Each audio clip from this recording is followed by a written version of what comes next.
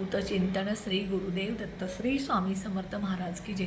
स्वामी दत्त सेवा या चॅनलवर तुम्हा सर्वांचे खूप खूप स्वागत। तुम्हा सर्वांचं आरोग्य उत्तमाचं राहू दे, राहिलेलं आयुष्य आरोग्यदायी जाऊ दे, तुम्हा सगळ्यांना दीर्घायुष्य मिळू दे अशी मी स्वामी चरणी प्रार्थना करते आणि माझ्या व्हिडिओला सुरुवात करते। मी 2026साठी तुम्हाला अतिशय महत्त्वाची सेवा सांगणार आहे। ही सेवा स्वामी समर्थ महाराज दत्त महाराजांची आहे। ही सेवा केल्यामुळे तुम्हाला काय त्याचा फायदा होणार आहे बघा। सगळ्यात पहिल्यांदा आपण निस्वार्थी सेवा केली तर सगळं मिळत असतं, पण आपण मनुष्य जातीचे आहोत। आपल्याला प्रत्येकाला काही ना काही इच्छा अपेक्षा ईश्वराकडून असते, देवाकडून असते।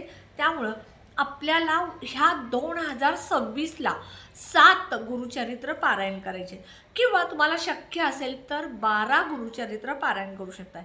पण 7 गुरुचरित्राची पारायण मी का सांगते तर एखादा महिना तुम्हाला जमलं नाही तर अडचण येऊ नये। एका महिन्यात तुम्हाला 2 पारायण करणं शक्य होणार नाही, म्हणून 7 सांगते। समजा तुम्ही 12 गुरुचरित्र पारायणचा संकल्प केला तरी चालेल, 7 गुरुचरित्राचा पारायणचा संकल्प केला तरी चालेल, पण मी तुम्हाला अगदी मनापासून सांगते कमी ह्याचा संकल्प करत जा, कारण त्यातली एखादी गोष्ट चुकली तर त्याचा त्रास आपल्याला होत असतो।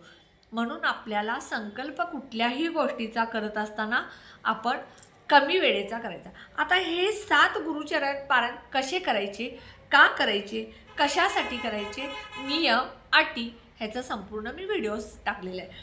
आता हे 7 गुरुचरित्र पारायण जे आहेत ते पितृदोष असेल, संतान प्राप्तीसाठी असेल, वास्तुदोष असतील, अडचणी असतील, तुमच्या कुठल्याही मग मुलांची लग्न होत नाही त्यासाठी संकल्प करून करा 7 पारायण, तुमच्या मुलांच्या शिक्षणासाठी असेल, मुलांच्या व्यवसायासाठी असेल, तुमच्या व्यवसायासाठी असेल, घरामध्ये एखादी व्यक्ती आजारी वारंवार पडत असेल, मुलं हट्टीपणा करत असतील, मुलं ऐकत नसतील, व्यसनी असतील, म्हणजे कुठल्याही गोष्टीसाठी अतिशय प्रभावी असा हा गुरुचरित्राचा पारायणचा उपाय आहे। आता हे मूळ गुरुचरित्र आहे, ह्याचं पारायण आपण करू शकत नाही, म्हणून दिंडोरी प्रणित गुरुचरित्राचा जी पोथी मिळते त्या पोथीचं स्त्रियांनी पारायण करायचं आहे। म्हणजे मूळ गुरुचरित्र जे आहे त्याचं स्त्रियांनी पारायण करायला चालत नाही।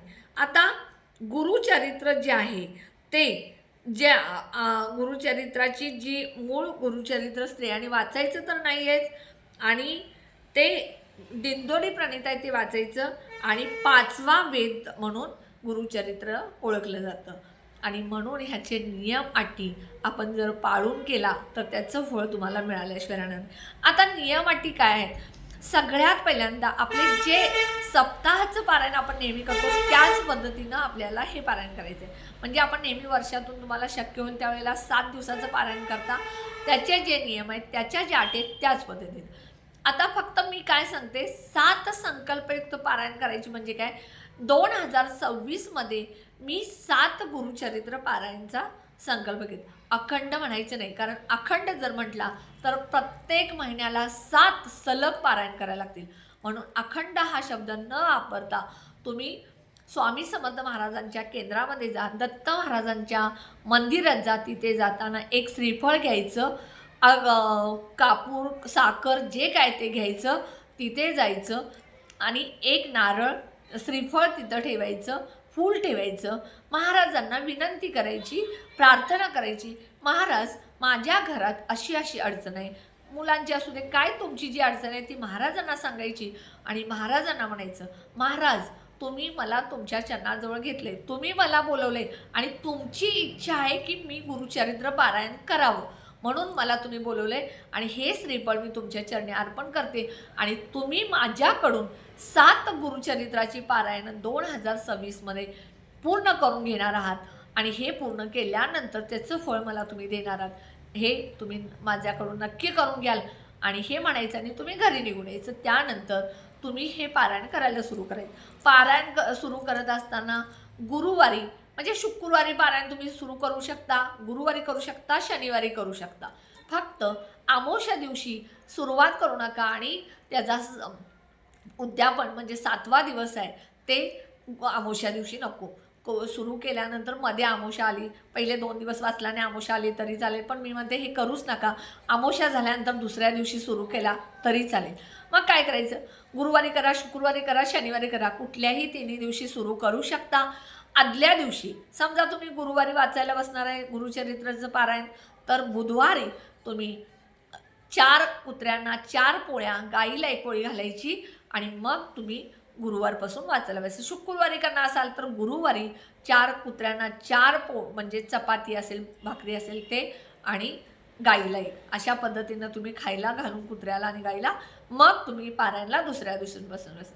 आता हे पारायण सुरू करताना सगळ्यात पहिल्यांदा तुम्हाला शक्य असेल तर ब्रह्ममुहूर्तावरती वाचा. कोणतीही सेवा जर ब्रह्ममुहूर्तावरती केला तर त्याचं फळ मिळाल्याशिवाय तुम्हाला राहणार नाही. शक्य असेल तर करा, नसेल तर घरामध्ये नोकरीला जाणारा पती असेल, मुलं असतील, शाळेला जाणार असतील, ते सगळे शाळेला गेल्यानंतर 10 वाजता वाचायला बसला, 12च्या आत फक्त पूर्ण करा. कारण 12 ते 12:30 ही महाराजांची भिक्षेची वेळ आहे, त्यामुळे 12 पूर्वी होईल अशा पद्धतीनं. मग त्या दिवशी लवकर उठा. पारायणला जेव्हा तुम्ही बसणार आहे त्या दिवशी लवकर उठायचं. तुमच्या पतीचा डबा करा, मुलांचा डबा करा, सासू सासरे आई वडील असतील त्यांचा नाश्ता, गोळ्या सगळं 9 वाजेपर्यंत उरका. आणि 9ला जरी बसला तरी 12 वाजेपर्यंत. पारायणला बसल्यानंतर सगळ्यात पहिल्यांदा मांडणी करा.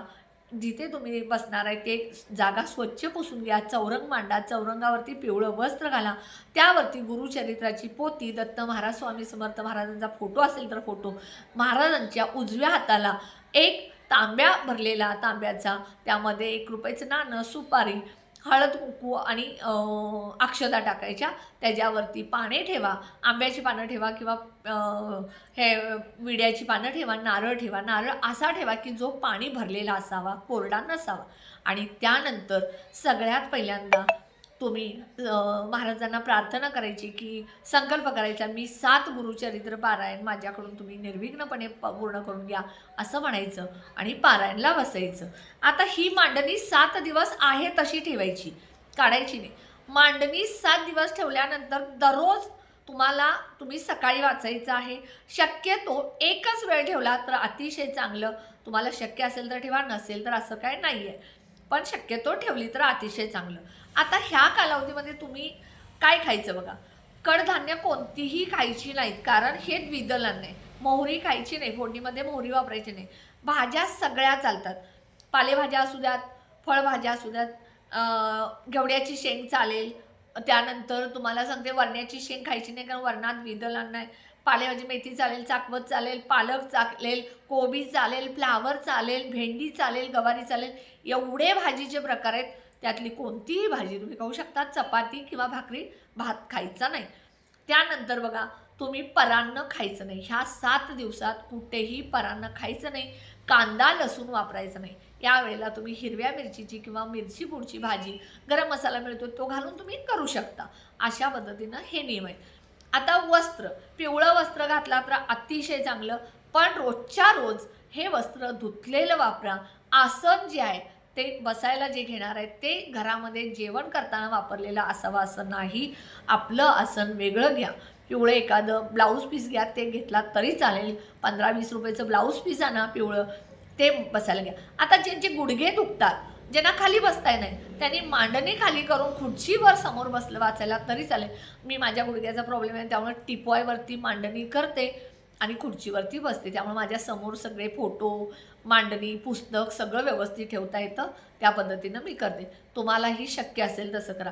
दुसरी गोष्ट, आपण ज्यावेळेला रात्री झोपत असतो त्यावेळेला गादीवर झोपायचं नाही. कुणाच्या घरामध्ये गेला तर सोफा सेटवर बसायचं नाही. खुर्चीवर बसा प्लास्टिकच्या, किंवा खाली जमिनीवर बसा, कारण सोफा सेटवर सुद्धा गादी असते आणि मग ते शिवाशिव झालेले असते, विटाळ झालेला असतो, पाळलेलं नसतं म्हणून. आणि झोपताना बेडवरची गादी काढून त्यावरती जमखाना टाकला, गुडघ्याचा प्रॉब्लेम असेल जमखाना टाकला, चटई टाकला आणि झोपला तरी चालेल. ह्या पद्धतीनं तुम्ही करायचं. ब्रह्मचर्य पाळायचं. घरामध्ये पारायण होईपर्यंत 7 दिवस नॉनव्हेज करायचं नाही, तुम्हीही खायचं नाही आणि घरामध्येही द्यायचं नाही. जर कोणी ऐकत नसेल तर ज्याच्या त्याच्या कर्माचा आणि मनाचा प्रश्न आहे, हे आपण काही कोणाला अडवू शकत नाही. आता हे पारायण तुम्ही करताय, 7 पारायण तुम्ही करताय, पितृदोषासाठी करत असाल तर तुमचं तुम्हालाच करायचं आहे. आणि समजा तुम्ही 7 पारायण करायला बसलाय आणि तुमच्या घरामध्ये जर अडचण आली तर दुसऱ्या कुणाकडूनही वाचून घ्या. पण मी काय म्हणते, विटाळ बघा तो सोडून करा. डिलेवरी असेल आपल्या घरामध्ये कुणाची तर तिची डिलेवरी झाल्यानंतर सुरू करा. किंवा मासिक धर्म तुमचा ज्या दिवशी संपतो 7व्या दिवशी त्यापासून करा. तुमच्या मासिक धर्माची तारीख संपल्यानंतर सुरू करा. अमावस्या बघून सुरू करा. म्हणजे असे काही नियम आहेत ते पाळायचे. त्यानंतर बघा, तुम्ही परांना खायला का जायचं नाही, कारण प्रत्येकाच्या घरामध्ये मांसाहार बनलेला असतो नसतो, कोणाच्या घरामध्ये विटाळ असतो, मासिक धर्म असतो. आता हल्ली बघा मुली काय ते मासिक धर्म पूर्वी कसं असायचं, 5 दिवस मुलीला किंवा ज्या स्त्रीचा मासिक धर्म झालेला आहे तिला बाहेर बसवलेलं असायचं. पण आता हल्ली सगळ्या घरामध्ये पाळत नाहीत, त्यामुळे मासिक धर्म असतो आपल्याला माहीत नसतं. त्यामुळं आणि ज्यावेळेला अन्न बनवलेलं जातं त्यावेळेला त्यांच्यामध्ये वाईट विचार चांगले विचार प्रत्येकाच्या इच्छेनुसार असतात. त्यामुळे ते अन्नामध्ये उतरलं म्हणून परअन्न खायचं नाही. त्यानंतर तामसिक अन्न म्हणजे कांदा लसूण म्हणून ते खायचं नाही. सगळ्यात महत्त्वाचं शुद्ध मनानं आणि सात्विक जेवण खाऊन करा. तुमच्या कुठल्याही इच्छा पूर्ण होतील. आणि दररोज संध्याकाळी सकाळी वाचन झाल्यानंतर दिवसभर नामस्मरण करा. कुणाची उणी काढत बसू नका, कुणाला वाईट बोलू नका, कुणाच्या निंद्या नालस्त्या करू नका. आणि संध्याकाळी दररोज 7 दिवस विष्णू सहस्त्रनाम वाचूनच मग हे करायचं. 7व्या दिवशी कधीही उद्यापन करायचं नाही, 8व्या दिवशी करायचं. 8व्या दिवशी 4 नैवेद्य करायचे. एक स्वामी समर्थ महाराज, दत्त महाराज, पोथीचा आणि कुलदेवीचा. अशा पद्धतीनं 4 नैवेद्य करा. सवासनी मिळाली तर घाला, नसेल तर तुमच्या इच्छेनं. जोडपं ब्राह्मणाचं तुमच्या घरी येत असेल, जोडपं वाढत असाल तरी चालेल, नसेल तर आपल्या घरामध्ये कामाला येणारी बाई असेल तिला वाढा. कुणाचीही इच्छा तृप्त करणं ह्या मागचा हेतू आहे. आता बघा, तुम्ही या दिवशी जर तुमच्या घरामध्ये कोणी जेवायला आलं नाही, एखादा गरजू आहे त्याला नेऊन अन्न द्या, चालेल. ह्या पद्धतीनं उद्यापन करा. आणि सगळ्यात महत्त्वाचं उद्यापन हे प्रत्येक पारायणला करायचं. 7 पारायणचे संकल्प केला आहे म्हणून 7व्या पारायणच्या वेळेला सगळं एकदम करायचं नाही. तर ह्या महिन्यात 7 झाले, ह्या महिन्याचं ह्याच महिन्यात उद्यापन, पुढच्या महिन्यात 7 केले, पुढच्या महिन्याचं 7व्या उद्यापन, 7व्या दुसऱ्या महिन्यात. अशा पद्धतीने मी सुद्धा ह्या वर्षी 2026ला 7 पारायणचा संकल्प नक्की करणार आहे. कारण माझी पण एक खूप मोठी इच्छा आहे, ती पूर्ण होण्यासाठी मी करणार आहे. दत्त महाराजांनी, स्वामी समर्थ महाराजांनी आम्हाला खूप काही दिलं आहे आणि खरंच आम्ही खूप समाधानी आहे. पण माणसाच्या काही ना काही आशा अपेक्षा असतात आणि त्या आशा अपेक्षा पूर्ण करण्यासाठी मी सुद्धा 2026 जानेवारीपासून 7 दिवसाच्या पारायणचा संकल्प करा. आता तुम्ही म्हणाल 3 दिवसाचं केलं तर चालेल का? करा, नक्की करा. पण हे तुम्ही दररोज 7 दिवसाचं जर पारायण केला तर दररोज 2 ते 2.5 तास वाचनाला लागतं. वाचायचं म्हणून तुम्ही बोटं फिरवून वाचू नका. प्रत्येक अर्थ, शब्द मग्न होऊन वाचा. त्याच्यामध्ये तुम्ही तल्लीन व्हा. 2 तासाऐवजी 3 तास वाचा, पण अगदी मनापासून वाचा. बघा, महाराज तुम्हाला दिल्याशिवाय राहणार. वाचायचं म्हणून बोटं फिरवून तुम्ही जर वाचत असला तर त्याचं फळ तुम्हाला मिळणार नाही, एवढी मी खात्री देते. म्हणून सांगते, 7 दिवसाचं करा. 3 दिवसाचं असेल तर दररोज 5 तास तुम्हाला 3 दिवस म्हणजे 15 तास. 14 ते 16 तास तुम्हाला हे पारायण करायला लागतं. दररोज 2 ते 2.5 तास म्हणजे 7 दुनी 14. 7 दुनी 14 असं आहे. 3 दिवसाचं करणार असाल सॉरी 3 दिवसाचं करणार असाल तरी करू शकता. नियम अटी ह्याच आहेत, बाकी यामध्ये काही फरक नाही. संकल्प करताना अखंड करू नका. संकल्प 7 पारायणचा करा. 3 दिवसाचा असेल तर 3 दिवसाची 7 पारायण करू शकता. पहिल्या महिन्यात 3 दिवसाचं केला तर संपूर्ण 7 पारायण 3 दिवसाची करा. अशा पद्धतीनं जर तुम्ही गुरुचरित्र पारायण जर केलं तर महाराज तुम्ही म्हणाल ते तुम्हाला देतील. कारण महाराजांना सेवा महत्त्वाची. त्यांना सोनं नाणं काय कपडा लत्ता असला नाही, मनापासून तुम्ही त्यांची केलेली सेवा महत्त्वाची असते. म्हणून गुरुचरित्र पारायणचा संकल्प हा नक्की करा आणि तुमच्या आयुष्यातल्या अडचणी ज्या काय आहेत त्या सगळ्या दूर होतील एवढा मी विश्वास देते. व्हिडिओ जो आहे तो तुम्ही शेअर करत जा, कारण कुणाच्या नाही कुणाच्या आयुष्यामध्ये अडचणी असतात, दुःख असतात, संकट असतात, मुलांच्या लग्नाबद्दल असतात, मुलांच्या नोकरीबद्दल असतात, मुलं व्यसनी असतात, ह्यासाठी असतात. म्हणून शेअर करा, व्हिडिओला लाईक करा, ऑल बटनला क्लिक करा. त्यामुळे माझे छोटे छोटे उपाय सेवा तोडगे करतील.